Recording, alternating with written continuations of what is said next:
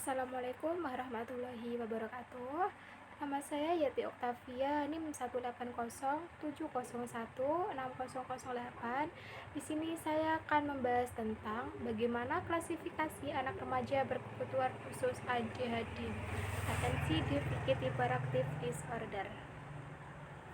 Nah, yang pertama, menurut Widata tahun 2008, di sini ada 3 klasifikasi. Nah, yang pertama itu ada inatensi dengan ciri tidak teliti atau sering ceroboh dalam menyelesaikan tugas sekolah, pekerjaan, ataupun tugas yang lain.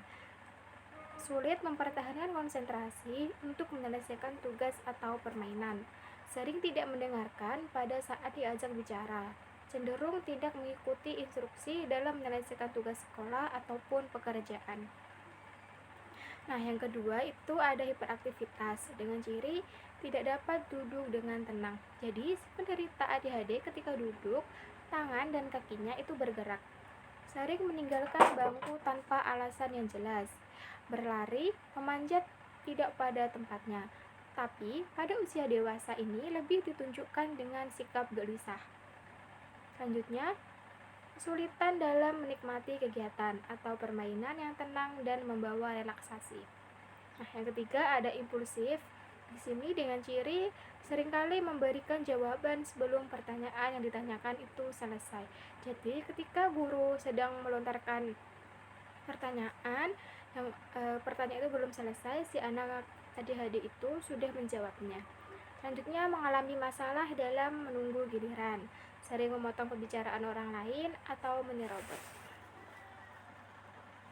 Nah, selanjutnya ada berdasarkan DSM-4. Yang pertama, kurangnya perhatian, tidak bisa memusatkan perhatian atau banyak membuat kesalahan dalam kegiatan. Kesulitan mempertahankan perhatian pada tugas atau kegiatan bermain, tidak menyelesaikan tugas. Nah, yang kedua ada hiperaktivitas, tangan dan kaki tidak bisa diam, tidak bisa duduk diam, dan sering meninggalkan kursi, berjalan kemana-mana, memanjat segala macam benda secara berlebihan. Nah, yang ketiga ada impulsivitas. Di sini menjawab tanpa berpikir sebelum pertanyaan selesai, kesulitan menunggu giliran, menginterupsi percakapan orang lain.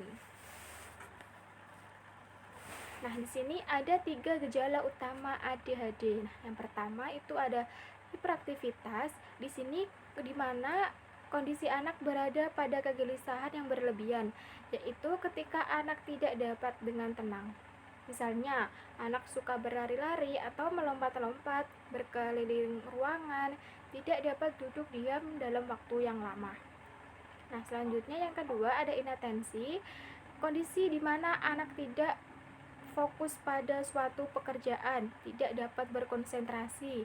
Misalnya, seringkali tidak menyelesaikan satu pekerjaan dengan tuntas, mudah kehilangan barang.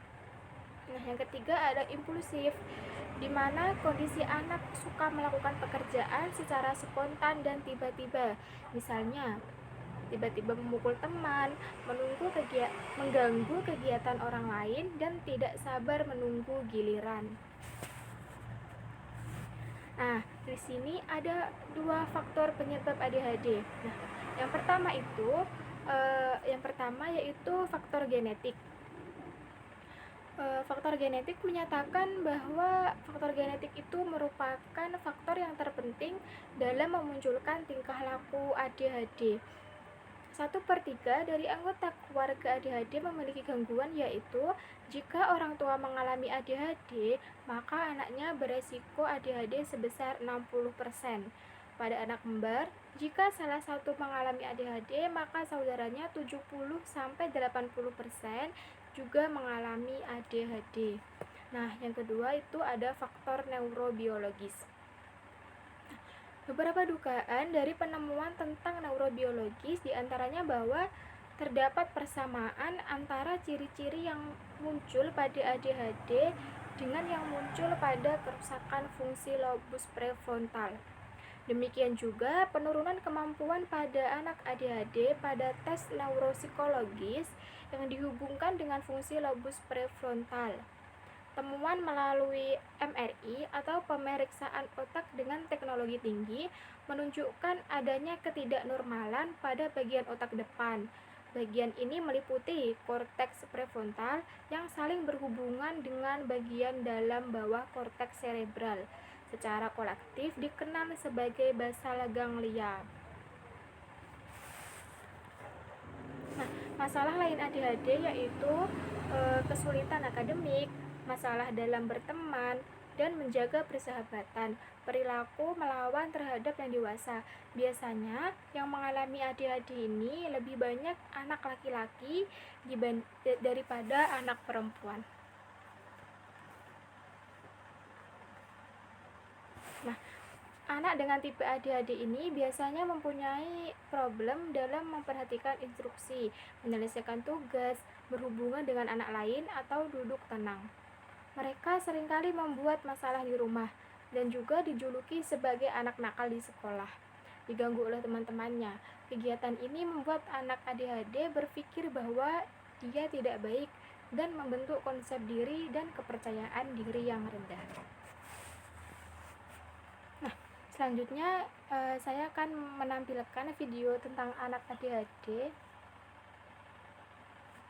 Nah, silakan disimak.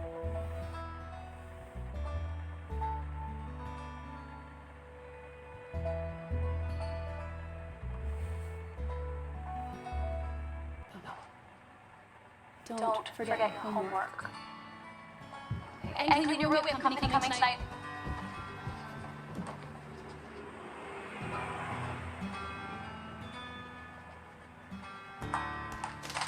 Oh, man. Oh, my homework.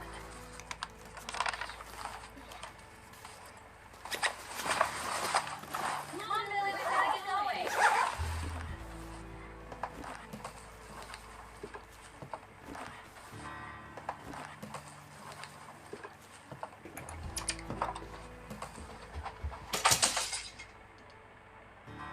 Gosh, I was looking for this. Took weeks for me to find this.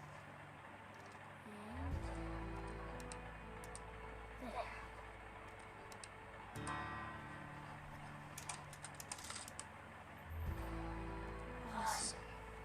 Come on, Lily, let's go. Oh, yeah.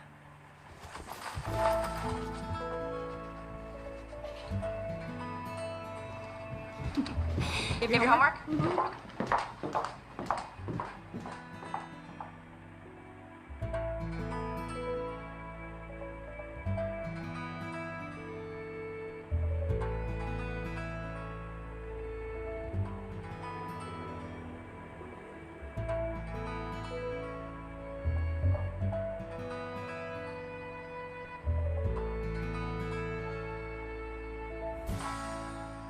Good morning, class. Good morning. Everybody please take out your homework from last night. I'm going to pass back your quizzes from last week. Nice work, Billy. Thanks. Do you have your homework? No, I think I left it at home. But I did it. Okay, well, bring it in next class, all right? Before we get started, did anybody have a chance to look up yesterday's question on Washington, D.C.? Ooh. My mom and dad took me to the Air and Space Museum. I'm sure that was nice, Billy, but if you know the answer, please wait for me to call on you.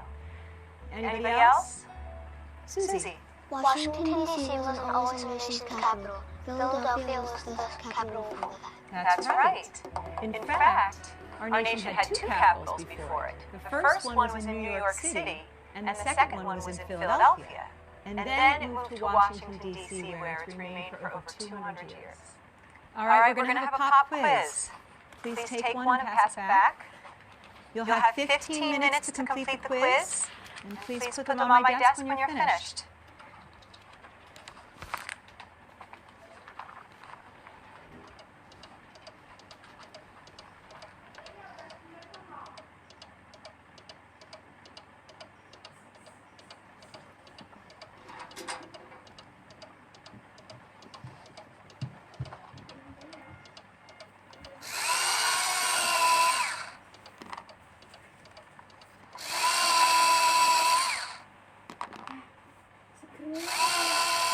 Billy, you only need one pencil.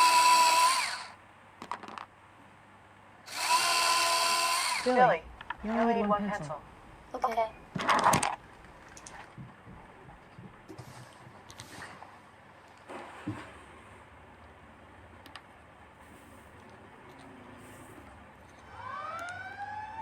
Whoa! So cool! Billy, please take your seat. Fine. Okay, I like get this finished.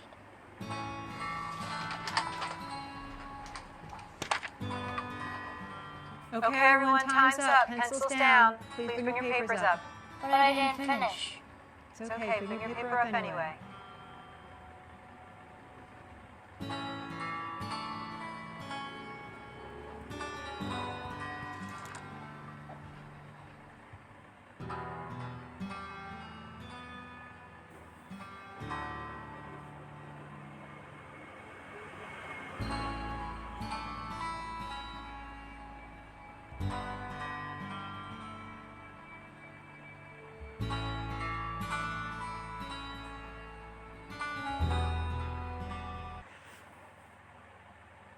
Nah, itu tadi sekilas dari klasifikasi anak remaja berkebutuhan khusus ADHD. Sekian dari saya, bila ada salah kata mohon maaf yang sebesar-besarnya. Wassalamualaikum warahmatullahi wabarakatuh.